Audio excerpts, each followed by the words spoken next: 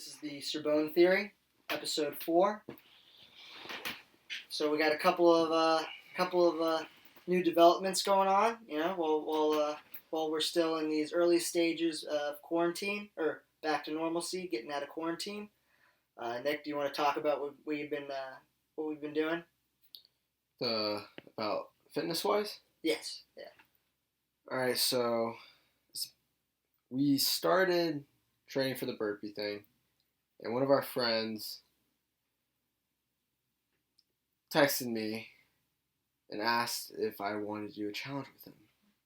And we can't say no to that, to a fitness challenge like that. The challenge is you're doing a Murph every day for 30 days. I thought about it for a little bit. Well, first of all, a Murph is you do a mile, and so you start with a mile and you end with a mile, and in between you have to do 300 squats, 200 push-ups, and 100 pull-ups. And you can split that up however you want in the middle, as long as you start with the mile and you end and you do the amount you need to. Thought about it for a little bit, and I thought it might get in the way of the burpee challenge, but then I thought it actually might help us, get that upper body strength of pushing yourself off the ground with the push-ups and maybe the pull-ups too. Or it could hurt us and you might not be recovering as good, but we'll find out. We're kind of just experimenting. I don't think we should be going all out during these Murph challenges.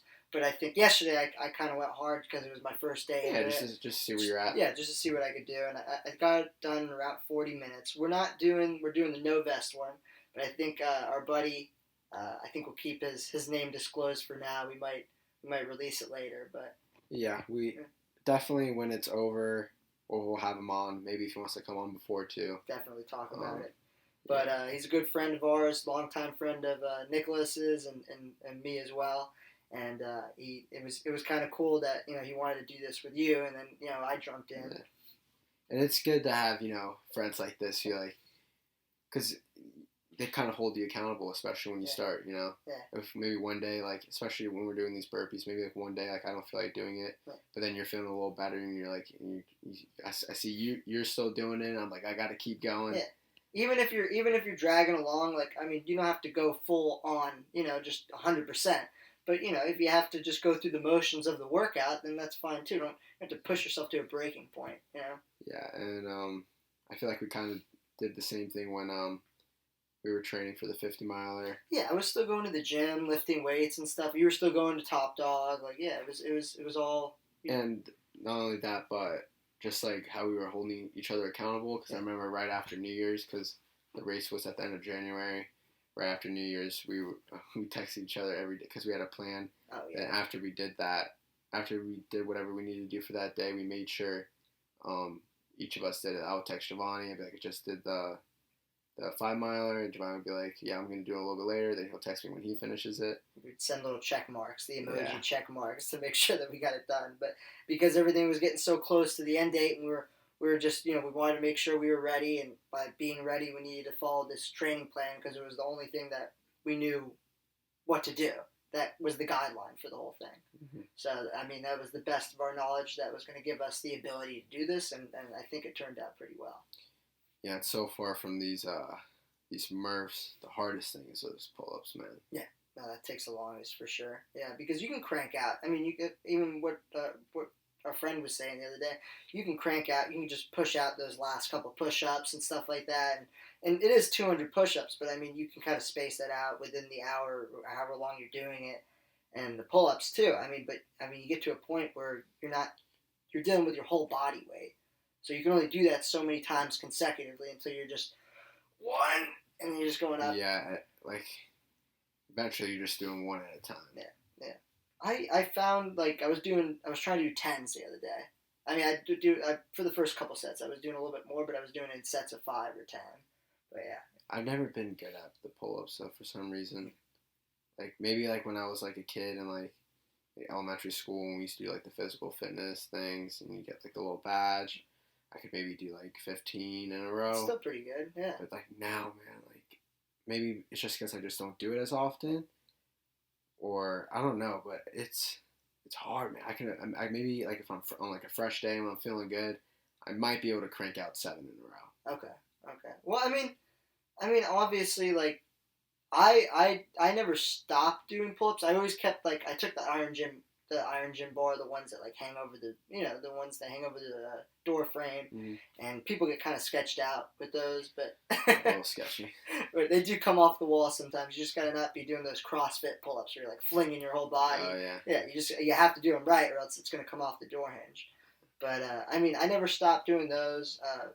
Me and my roommate up in Orlando, like if we didn't go to the gym that day, like we would just do like I don't know 100 push-ups, 100 pull-ups, but we'd see how long we could get that done. So the only reason why I think I'm okay with it, pull-up wise, is because I never stopped. I always try to implement that into like my workouts and stuff like that. Yeah, hopefully after this challenge, I'll be better at pull-ups. I think Jocko said he was able to do like 50 in a row one time. Yeah. He's a big guy too.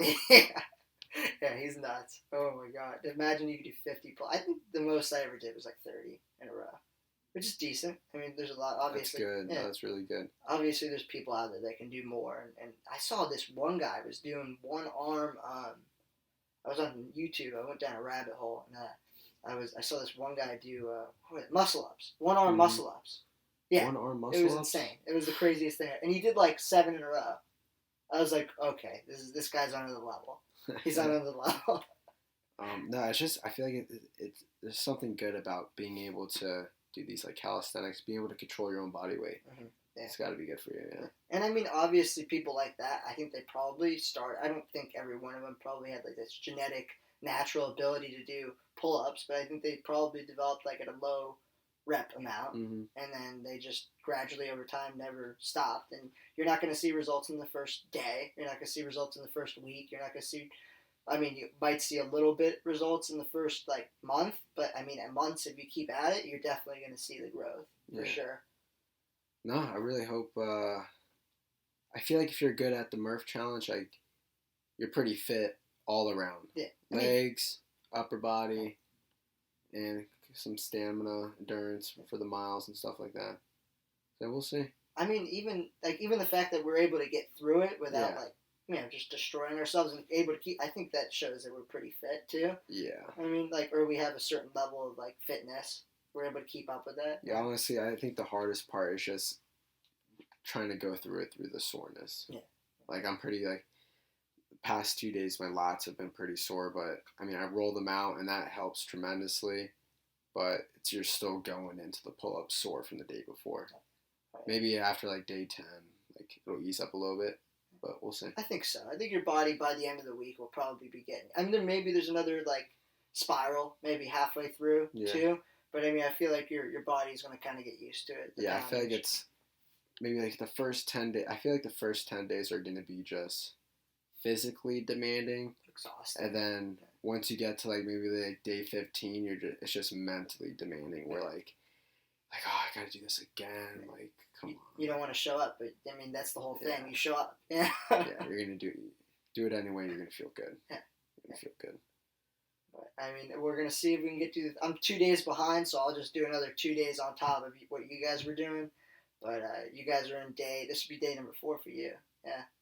So, I mean, like, overall, besides soreness, I mean, like, you think you pretty much get through it again today? Yeah, I can get through it. I'm not going to try to push the under an hour, because we've been trying to do it under an hour. I've been getting right around that, but, I'm not going to push to get under an hour until maybe, like, my body starts, healing a little bit. I'm just going to try to get through it, try to do quality reps and stuff like that. I mean, I think the biggest thing, like I was saying this morning, me and Nick went for a little run. And I think one of the biggest things was that mile run at the beginning. That's really, if you can shorten that time, that mile run, I feel like you can get like a ton of reps in those like 2 or 3 minutes that you can shave off of that. Yeah, run. If you can do like a 7-minute mile. Yeah, like a 7-minute mile in the beginning, and then in the end. So then you got 45 minutes to do all the reps. Yeah. So that's a pretty good time. But I'm not really too focused on the time right now. I just want to. I'm trying to shoot for around an hour. I'm not trying to really push it to like an hour and 30 minutes or anything like that, because I still want it to be challenging. Yeah. but I'm not gonna really like go all out and try to.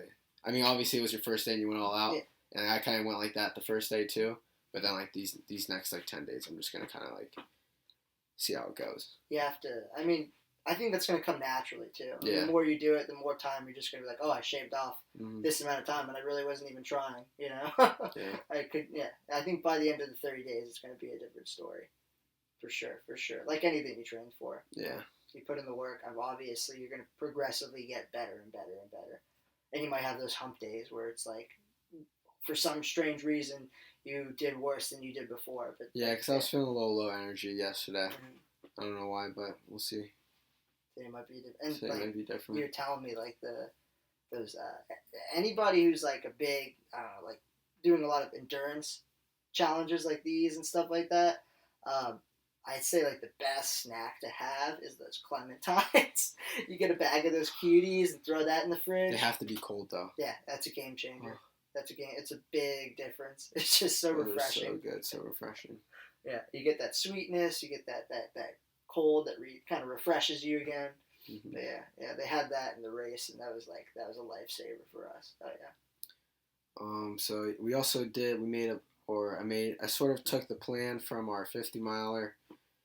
Took the last 6 weeks of the plan and kind of converted the miles to time, and then we're going to use that time for our burpees. So we kind of converted our running plan into our burpee challenge, Which I think that's a good idea because that improved our endurance in our legs. So yeah. I mean, just on top of if you just adapt that same idea, I'm assuming that it'll probably work for burpees too. I mean, we'll see. But I feel like it's a good plan. I mean, instead of just doing like guesswork, you know. Mm. And you always like in our running plan, we had it was like you would do your a decent amount of like timed runs or sprints, little stuff during the week, and then at the end of the week you would do your big run that you would beat like your last week's run. Yeah. And then you would see that gradual progression over time. So what do we have? What was the burpee plans for? Did we have that 3-hour one on Sunday, or is that next week? No, I think I have to check it. But I think it was a 3:30 this Sunday. Yeah. Yeah, so that'll be fun. Do you want to get up a little earlier and do that? Yeah, we'll get up a little earlier. We'll definitely throw some clementines in the fridge the night before. Yeah. Stay prepped. Have some snacks ready. I think we should do 500 an hour, then maybe take like a 5-10 minute break, and then do another hour, and take another 5-10 minute break, and then finish it. I think our big idea, I don't know if we said this before, but we probably did, but we were trying to stay on track for 8 minutes, or for 8 reps, 8 burpees every minute. And which gives us about 30 seconds of rest time, mm-hmm. which is decent. Yeah. I mean, still, it's just that constant poundage on your arms and your shoulder. And my shoulder killed the other day. Yeah. I could not lift it past like parallel to my arm. When I straightened out my arm, I could not lift it past a 90-degree angle. Yeah, we gotta work on hitting the ground a little softer. I think. Yeah. Maybe even some more Maybe use a little more padding on the ground. Did that come? Where did that come? I think I can mute it real quick. Yeah, I think we just gotta figure out how to hit the ground a little softer. Maybe you're using pretty skinny mats. You're using a pretty skinny mat. Yeah, and we were on the brick. Too. Yeah, when we're on the brick, maybe get some towels, do it on the grass. Yeah, but obviously we're gonna have to workshop stuff, and there's gonna be a big difference in how we do this and how when we're gonna learn things along the way. Yeah. For sure, because I've never been really much of a burpee guy anyway. Like I've never been. Oh no, I hated burpees. Yeah, I mean, like even before, like were you doing a lot when you were working at Top Dog?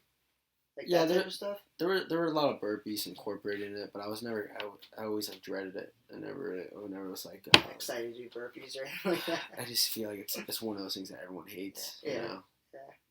I have a feeling that way towards certain ab workouts. Like if you do crunches or sit-ups, like nobody wants to do like sit-ups, but I mean that's like the best way to, and 6 inches. Like those are like amazing for your abs. Oh my god, 6 inches. Oh yeah, the 6 inches. Yeah. But and what was that? I was doing for quarantine. I was doing a David Goggins workout, and he kills your abs at the end. Like you're doing 100 sit-ups after doing like all these other exercises, and it's like you got to try to keep up with him. So like every time you hit the ground, he's already going up again, and you just got to keep. Yeah, that man's a savage. I need to try one of those out. Those look pretty intense. Yeah, you'll be sweating buckets for sure.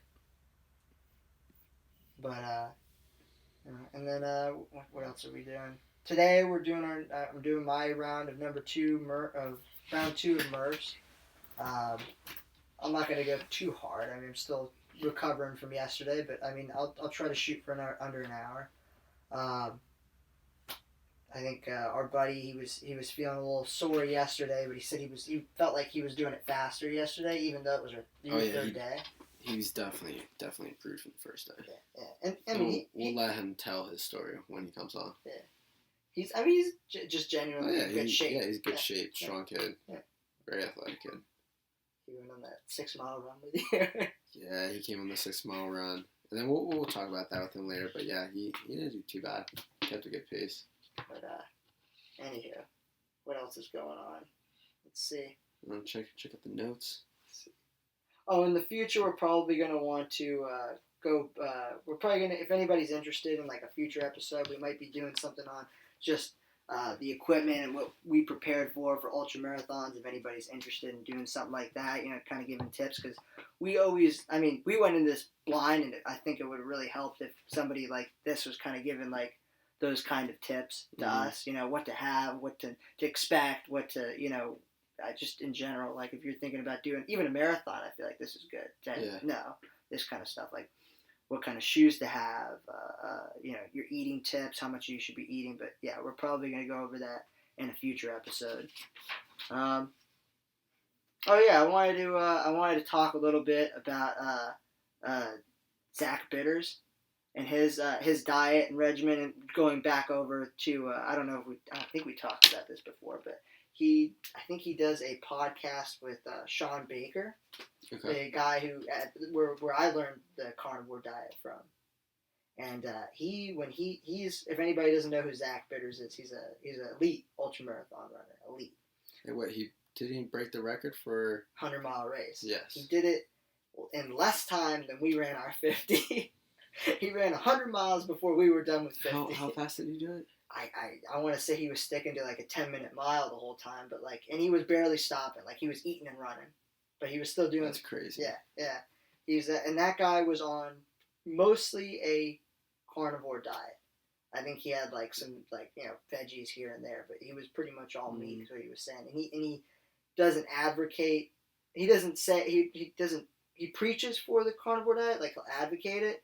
But he doesn't practice it to its strictest form. Yeah. But he definitely says, like meat based. Yeah, for sure. And I just never understood. I can't comprehend that somebody doing something like that. I guess his body is more adapted to that, and over time, I guess it. Yeah, maybe he got lucky and found this was good for his body. Yeah, true. And then also I wanted to go over stuff that common like injuries in like ultra marathon runs and stuff like that. I thought it'd be pretty cool to go over like Courtney Dauwalters. If nobody knows who Courtney Dauwalter is, she's really another elite ultra marathon runner, and apparently like you can get this corneal edema, which happens to a lot of people that have like contacts and stuff like that, just from the sweating and stuff, or if I remember correctly, sweating in your eyes and stuff like that, and you kind of start to lose your vision during the run. And you remember the story? Yeah, I remember the story. She was like tripping over. She was running in Colorado in like the mountains, and like it was like the one wrong step, and you're taking a dive down like 100-foot fall, or you're just tumbling down the side of a mountain. And she said that she had maybe 90% of her vision gone, or it was like all white, and she could see the front of her feet, or yeah. And that's scary too, especially if you're running at night and you got to stay on the trail. Cause I'm correct. She runs like the trails, like in the mountains stuff. There's like no lights or anything like that. Just your headlamp. Yeah. And she's hallucinated a couple times too. She saw like a panther in the mountains of Colorado, and someone playing like the cello or something. Some crazy stuff like that. She kind of just like noted it and then kept going, But yeah, I mean that's those are the crazy stories you get from running these things. Mm-hmm. It's wild. It's an experience for sure. It's an experience. But yeah, we're still trying to keep our fitness level up. We're kind of easing off of like big runs just because we're doing this stuff. But Yeah. I mean, I still want to run at least probably around 10 to 15 miles a week. Yeah, that's a good amount. That's a good amount. Yeah, for sure. For sure. I keep looking at the Strava leaderboards and I keep getting pissed. There's this one lady out in like Wellington who like she'll do laps in Okehele, like just around this one trail, and she gives out her whole workout plan. She does like squats and stuff over there, and like then she'll do like I don't know, like a 9 or 10 mile run like in like at like a 7:30 pace. Yeah, Jeez. yeah, she's a monster. Allie Bush is her name, I think. But yeah, she seems like she knows what she's doing. Yeah, she seems like she's probably ran a few ultras too. Yeah, definitely need to ease up on those long runs for this burpee challenge because these burpees are exhausting, man. And if we're doing the Murphs too, because we're gonna be ending the last day of the Murph challenge is gonna be like 10 days before our burpee day. Whoa. I mean, but during our plan we have like rest periods and stuff like that too. So I mean that and strength and conditioning. So this is definitely like falls under strength and conditioning. But yeah, I think on days that it says we take a rest day, I think we should obviously like take it easy doing the Murph. You know, Okay. like I'm probably gonna like really try to not do it fast at all. Like a modified version. For sure. But like still doing the reps and everything, but just not like quickly cranking them out, like tiring yourself out. Okay. I was getting like towards the end of yesterday, I was getting like an acid reflux Me too. going on. I was getting like a little lump in my throat. Yeah. But besides that, I've never really. I think one time I threw up after a run, but I think that was like right after a night of like drinking or something like that, and I just was my body wasn't having any of it. It was all that was coming back up for sure. Yeah. Crazy. Have you ever thrown up during running? I haven't thrown up at all after a workout or anything like that. Yeah, never. Oh my god. Which is not good. That means I'm not going hard enough. Well, I mean, I guess you could have just an upset stomach sometimes, and that'll come up too. But yeah, I know like in high school, like they would make us do laps and stuff like that. And, like the linemen, when we were playing football, the linemen would because they didn't have any cardio, so it was like they would just be. I mean, not like they needed it. I mean, that part of their job, but I mean, still. Like, we would do a couple laps, they'd just be like, yeah. Well, let me see. Let's go through the book. So, Giovanni's been keeping a little book of some things that come to mind that we want to talk about. Oh, yeah, I was doing, some research on, like, I wanted to see what the fastest Murph was and stuff, and I think it was around, like, 25 minutes or something like that for vest, and then I looked at, like, I don't know, something popped up like an article back in like 2017, and Donald Trump Jr., which I never thought like that guy looked like he was in shape, like because you have to be. Like, how long ago was it? 2017. Okay. And he said apparently like his best time on the Murph because he apparently does like CrossFit and stuff like that. Yeah, I did not expect. He's fit. He's like a fit guy. Apparently, yeah. He just doesn't. I don't know. I guess he's always wearing a suit and stuff, so you can't really like see like how in good shape he is. And like, I mean, even his like, I don't know, his face doesn't look very defined. Apparently, he did. I mean, no disrespect. He did. Apparently, his fastest Murph ever was like 31:56. Jeez. Yeah, which is insane. Is there a video of him doing it? There was pictures of him doing it with like his CrossFit group and stuff like that. But yeah, I was looking that up. I was impressive. Shocked. Yeah, very impressive. Apparently, I heard somewhere that like Donald Trump doesn't like he doesn't believe in like exercise. I don't know. There was something going on like somebody an interviewer had asked him or when somebody from the media. I think it was back when he was like running for president, or maybe when he was early in office, the first year or so. But he was saying like he doesn't really like he doesn't believe in exercise. Like, what does he mean by that? He doesn't do it, so he doesn't believe that it actually makes you healthier. Like, or I don't know exactly what. Yeah, we gotta find out like his meaning was. What exactly he said. But I just remember hearing something like he doesn't do it because he doesn't think it makes a difference. And I was like, well, his son's like obviously a pretty fit guy. I mean, I guess it's kind of like diminishing returns when you get to a certain age, because the guy's he's pushing his mid-70s. Mm-hmm. So I mean, I can't imagine that he's doing a Murph or anything like that. Oh no. The most he's doing is golfing. Well, hey, that's exercise. Yeah. Everybody's got their thing, but yeah, apparently, everybody's worried about this like surge to come back on through Corona, like a resurge going on, and apparently, like the governor of California, or that he like was thinking about putting like an extension on LA for like shelter, like home shelter, or home sheltering for like quarantining and stuff for like another 3 months.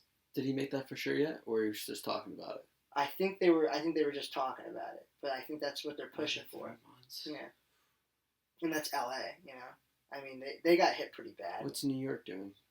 I didn't hear anything about that. I think their numbers are definitely going down for sure, and I think things are starting to like open back up, but everything's still pretty doom and gloom over there. Yeah, I have to find out. You don't want to shut everything down again. That's just gonna mess up the. I mean, I don't know.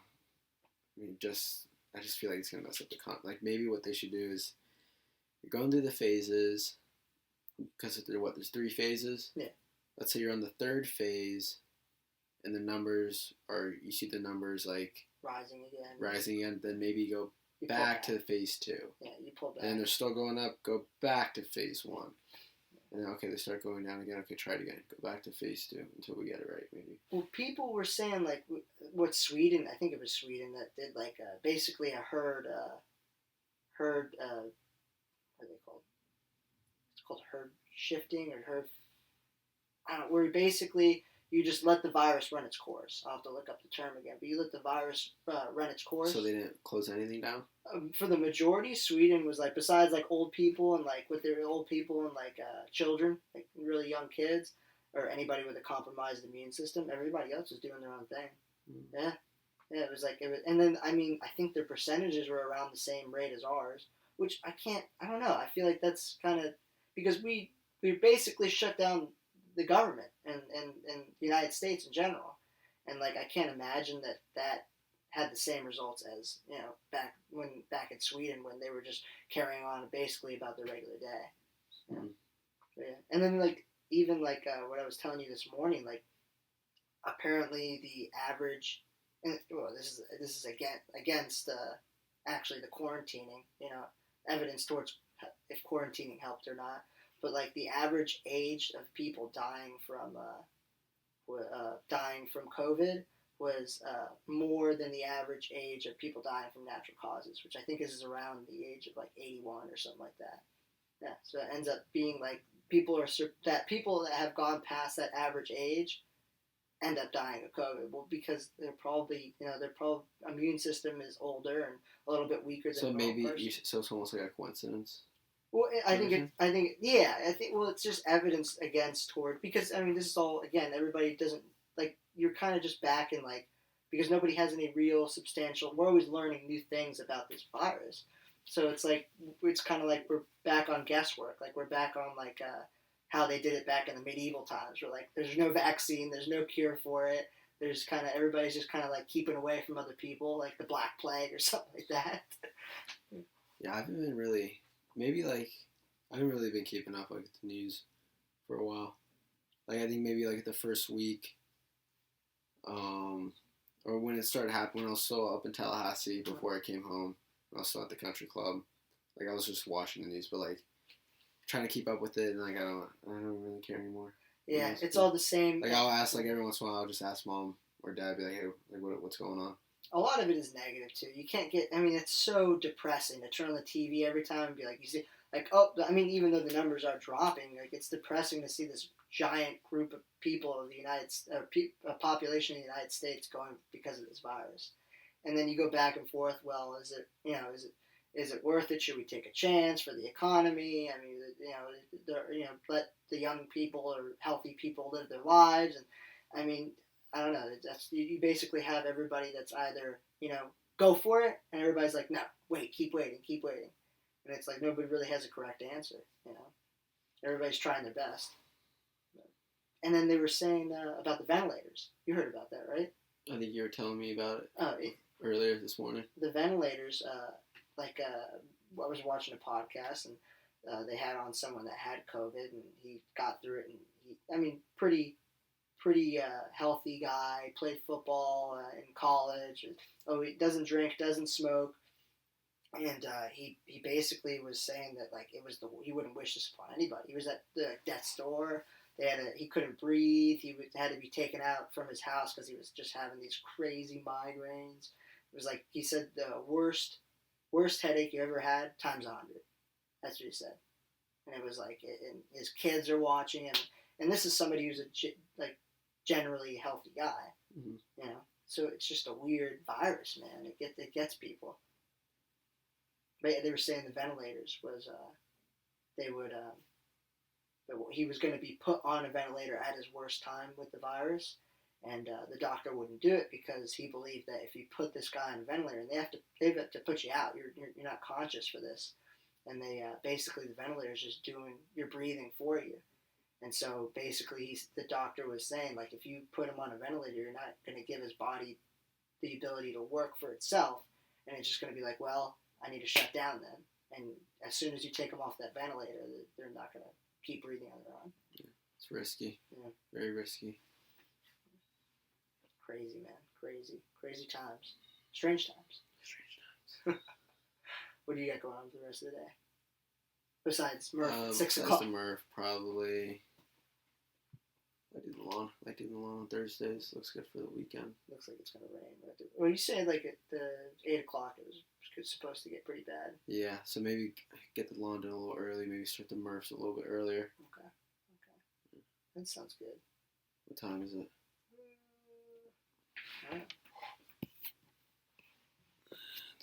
It's 12:20. We're 30 minutes in. Yeah. Anything else you wanna talk about? I'm good. If you're good. I think we're all right. All right.